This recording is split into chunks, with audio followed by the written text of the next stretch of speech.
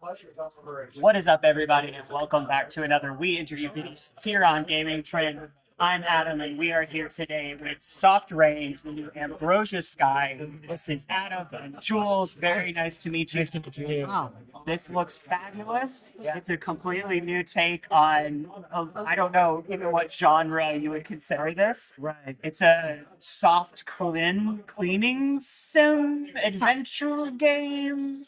First-person immersive clean 'em up, we could say. Yeah, I love that. And so we have a brand new IP, great new character, lots of ways to solve puzzles. Yeah, I clearly did some things right and some things wrong. absolutely. always. But please, we have our creative director and our art director and technology lead. Tell us a little bit about what it took to create this game and what you all see as the crown jewel of what you are doing here. Yeah, so we've really synthesized like a team from all over the place. Like we have folks from AAA, we have folks from indie, and our team's remote. So while most of us are in Canada, we're all over North America. Nice. We have built like a story that's full of like emotional angst. It's a queer love story, and it's about cleaning. It's about the way we process death and like perhaps like ways that we might overcome it. It's a fantasy world in outer space. We're trying to make something that looks different, that feels different, and is about cleaning and relationships. Yeah. It was a lot of fun to play through it. There's a lot of different ways to do that. From your perspective of doing all the things on the keyboard, what was you have a lot of aspects. There is the gravitational aspect. There's the straightforward walking through. Yeah. What's the hardest part of having such a wide variety of ways in which people can play this game? Oh, absolutely. So it's really core to the immersive sim genre that all of these systems interact in ways that are at once expected and surprising and delighting, right? So you uncovered our electric spray pretty early and accidentally painted some circuitry on the wall that changed how the first puzzle on the level was functioning. I really liked getting to see that.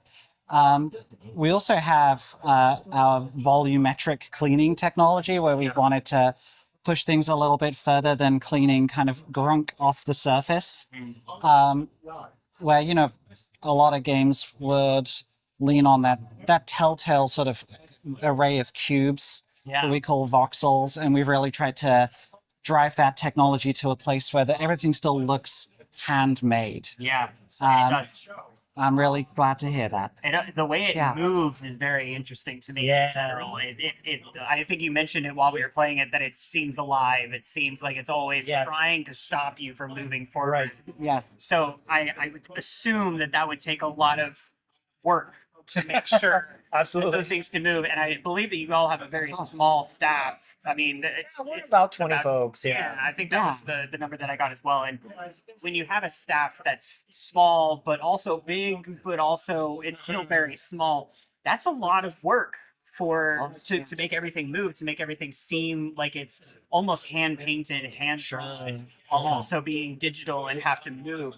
When you're doing that, what is the process of trying to make things feel alive, knowing that it is a stagnant game? It is you don't change those things moving forward. You're walking forward, those things are going to move forward and it looks a certain way, but it has to also look, fresh and alive. Yeah, the outcome is what we're really after. You called out that like the fungus should feel like the antagonist of the game, and that's really what we tell the team and what we're trying to integrate into our minds as we're making these choices.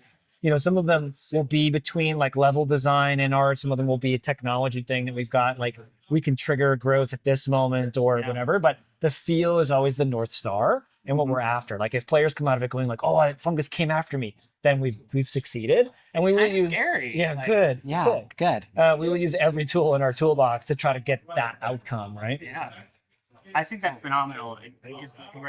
Oh, sure. Yeah. I'd say the interesting thing about making the exofungus in the game is that it really does something for every department and every creative at the studio, right? It's terrain. It's a level design element that pushes you down at one side of a T-junction when it grows at you. It's a puzzle element that a puzzle designer will want to use. Absolutely. It hurts you if you engage with it, I'm not going to say incorrectly, but if you annoy it, it will hurt you. Correctly. Yeah, well, it depends. You're a scientist, you can be experimenting with it, That's but fair. it can hurt you, so it's an enemy, right? It touches kind of every slice of the game design It's also a pie. character in a Very way. much so, yeah, Absolutely. yeah. That's what I think is the most interesting thing of the demo that I got to try is Cool. the thing as you were seeing things move. You had the little creatures that I hated, like the spitter things Yeah. really made me angry at a certain point. But you also had everything looked like it was flowing as you were doing things, and especially when the gravity changed. Right. Everything felt differently, and you were talking about how it was a puzzle that once you got rid of this first thing, then another door opens, and then you're automatically in this huge room where it's full of all these ways that you can die, but also ways that you can make things explode and things like that.